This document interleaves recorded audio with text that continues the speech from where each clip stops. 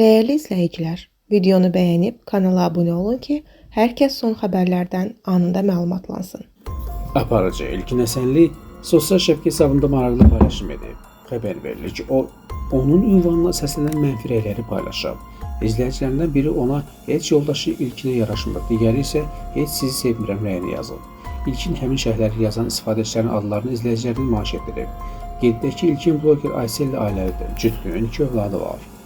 Bakıda 27-29 oktyabr tarixlərində 7-ci Ümumdünya Mədəniyyətlər Arası Dialoq Forumu keçiriləcək. Bu barədə Mədəniyyət Nazirliyində məlumat verilib. Bildirilib ki, forum Azərbaycan Respublikası Mədəniyyət Nazirliyi, Birləşmiş Millətlər Təşkilatının Təhsil, Elm və Mədəniyyət Təşkilatları, UNESCO BMT-nin Sivilizasiyalar Alyansı, UNARK-un İslam Dünyası, Təhsil, Elm və Mədəniyyət Təşkilatı, ISESCO və BMT-nin Ümumdünya Turizm Təşkilatının UN-in Turizm Birgə tərəfdaşlığı ilə keçiriləcək.